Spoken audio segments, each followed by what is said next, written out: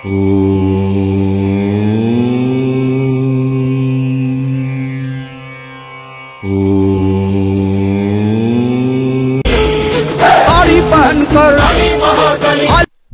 Friends, మనం ఇప్పుడు వచ్చేసి పెనుగొండలో ఉన్నాము. పెనుగొండలో ఇక్కడ భోగ సముద్రం, ఇక్కడ శివాలయం అయితే ఉంది. భోగ సముద్రంలో ఇక్కడ పక్కనే చాలా సూపర్ గా అయితే ఉంది శివాలయము. ఆ శివాలయం దగ్గర మనకి శివుంది స్టాచ్యూ ఉంది, సూపర్ గా ఉంది. ఆ విజువల్స్ అన్ని ఇప్పుడు మనం చూసేద్దాం రండి. ఇదంతా మొత్తం పెనుగొండ.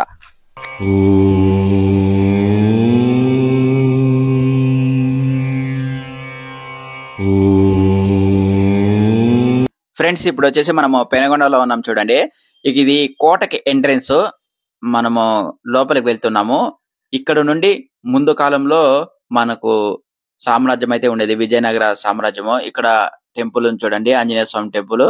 ఇక్కడ నుండి ముందు కాలంలో రాజులు వేరే దేశాల పైన దండయాత్ర చేసినప్పుడు ఇక్కడ మొక్కొని వెళ్ళేవారంట, పూజ చేసి. ఇప్పుడు మనము చెరువు దగ్గరకైతే వచ్చేసినాం చూడండి. ఇక్కడ బ్యాక్ సైడ్ ఇక్కడ చెరువు ఉండేది చూడండి. ఈ చెరువు వచ్చేసి 13వ శతాబ్దంలో 39 ఎకరాల్లో శ్రీకృష్ణ దేవరాయల కాలంలో ఈ చెరువు అయితే త్రవ్వించినారు చూడండి. ఈ పక్కనే మనకు శివుని యొక్క స్టాచ్యూ కూడా కనిపిస్తుంది. ఓం నమ శివాయ. ఫ్రెండ్స్, చూస్తున్నారు కదా, ఇక్కడ భోగ సముద్రం చెరువు పక్కనే శివుని విగ్రహం అయితే ఉంది. చాలా చాలా బాగుంది చూడండి, సూపర్గా ఉంది. రెండు వైపులా మనకి ఎంట్రెన్స్, బ్యాక్ సైడ్ వచ్చేసి కొండ, పెనుగొండ కొండ. ఇక్కడ విగ్రహము మామూలుగా లేదు. ఈ విగ్రహానికి ఆపోజిటే భోగ సముద్రం చెరువు. అందుకే ఈ ప్లేస్ని భోగ సముద్రం లేక్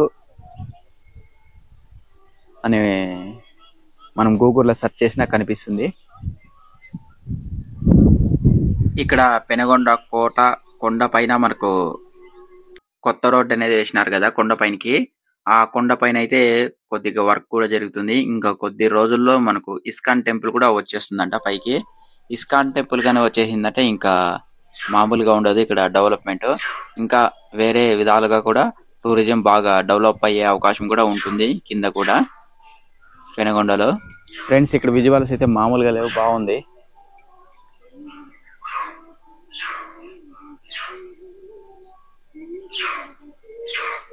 ఇక్కడ ఓపెన్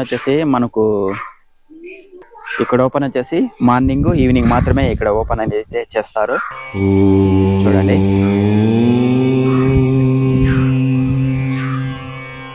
ఇక్కడ చిన్న పార్క్ లాంటిది కూడా ఉంది.